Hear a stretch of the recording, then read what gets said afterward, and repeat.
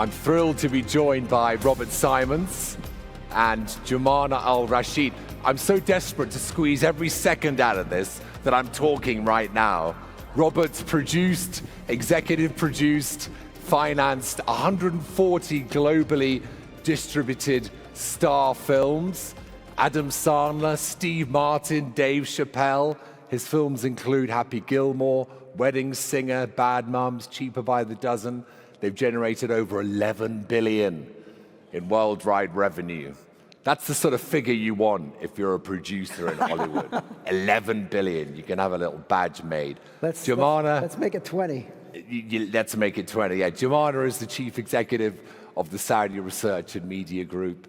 It's the Middle East's biggest organization, as you know, media organization. She's chairwoman also of the Red Sea Film Foundation, and since becoming the first woman to lead SRMG in 2020, she spearheaded its transformation into a global, digital-first media powerhouse. And as if that wasn't enough, she's a big advocate, strong advocate for authentic Arab storytelling, innovation, and the future of media in a connected world. I could spend 15 minutes on their bios, but I guess we should have a chat.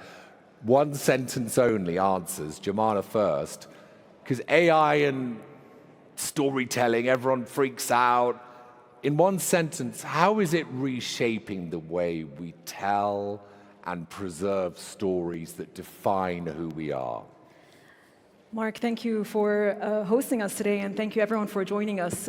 One sentence is going to be difficult, but I promise I'll make it brief. But maybe one thought. I think AI changes everything, and that's the new name of the game.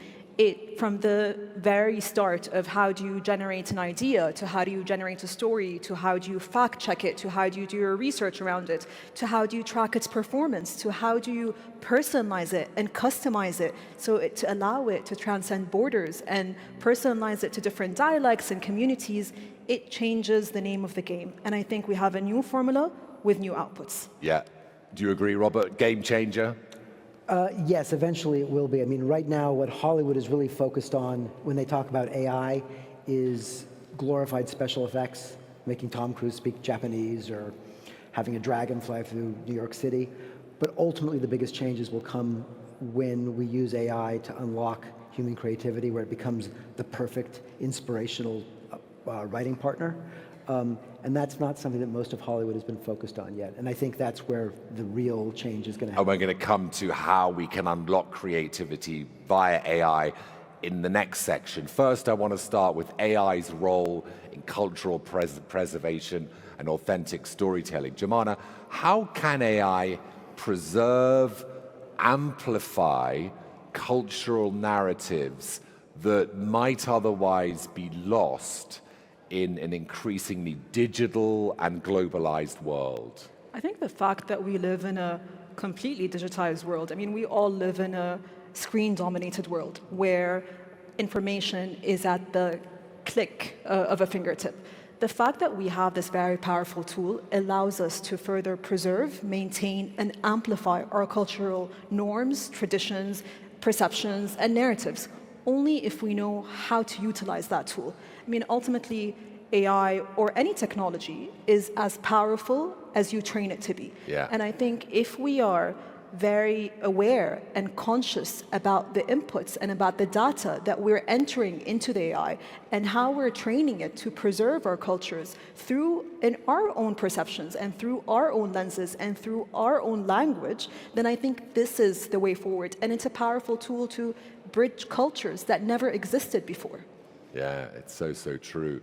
How do you see it, Robert? How do you see it preserving narratives that ensure, because the B word's important, that ensure audience feel that they belong without losing any authenticity? So I agree with everything Jomana said. And I think Saudi's at the forefront of addressing what I think is the most critical issue, which is bias. Yeah. So when you...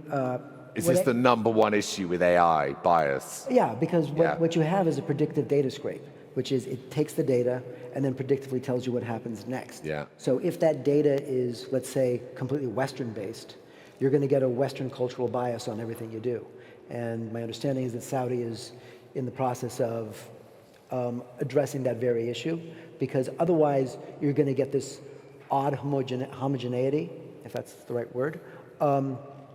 And we used to always say MTV brought down the Berlin Wall, which is you get your culture in there and kind of neutralizes everything. Yeah. That's not necessarily a healthy way to go forward. And I think that there's a lot of richness and cultural depth that can be intensified through AI instead of washed out. Come back to what you said, Robert, when you started about AI helping creativity. Let's get on to creativity and audience engagement. How can AI help human creativity? What new role can talent play in AI? Well, look, we believe that art has a soul, and AI doesn't have a soul. It can be polite, it can be well-mannered, it can help your style, it can help your grammar, it can make you sound like Quentin Tarantino, but it can't actually take you through the emotional journey that is necessary in telling a story. That's how we communicate, through emotion. And what we believe and what we're working on is a story genome that will essentially help the creator, the human creator, pull that creativity out of themselves. And then you can use other tools like creating a synthetic audience to actually decide, is this a good idea? Is there somebody who wants this? And if they do, how do you make it better for them? And I think that's where the biggest changes will happen. They're not just happening there yet. Yeah. Jomana, just the mention of AI can trigger wild reactions, and it's so important that AI is used for inclusion, not division. I know it's so important for you that we respect cultural values and sensitivities and enable cross-cultural exchange. How do we ensure all that is the outcome? I think, Mark, that the biggest threat to our utilization of AI is being intimidated by AI. Yeah. Ultimately, this is a technology and a tool that learns from the input that you give it. I completely agree with Bob. When it comes to the art of storytelling, and it is an art, and it requires human expression, and it requires having a vision, and it requires having a creative mind. But how do you enhance that capability? How do you enhance that creativity? Also, how do you reduce the operational challenges or even the technical challenges? I believe that one of the biggest challenges that we're facing in terms of the, at least, storytelling value chain in the region is script writing. Okay. And I truly believe that with the power and with the technology that is presented by this very powerful tool, we can definitely shorten the times around it, and we can put together a more powerful script that can have impact, that can resonate, and that also entails of all the technical elements from a news creation as well. Ultimately, we are very much encouraging and motivating all of our journalists to use AI in the newsroom. It will not replace their jobs. It will simply enhance their outputs, enhance their creativity. That's the message we need to get across, isn't it? Absolutely. I think, ultimately there is a very big debate about whether AI is going to replace the human creativity or it's going to replace any sort of human element within the workflow. I don't believe that we're there just yet. A year, 2 years, 5 years down the line, maybe even tomorrow, that could become a possibility. But I couldn't agree more with Bob. Ultimately, everything that we do in terms of storytelling is an art. Yeah. But it's interesting, Robert, you said it, art has a soul. Will AI get so incredible, so developed in 5, 10 years that we're almost saying AI is looking a bit souly right now? Is that possible? Of course it's possible. I'm not smart enough to think that far ahead. Yeah, I'm just sort of playing with the pieces that are on the table right now. Yeah, interesting. Let's look at the big challenges and the big opportunities for AI. Jomana, just give me, it's like a quick fire round. Challenges, opportunities. What are the ones that jump out at us when we're talking about AI storytelling, but sustaining this cultural engagement and authenticity? I think when it comes to challenges, it's definitely bias, Yeah. and it's also misinformation or disinformation.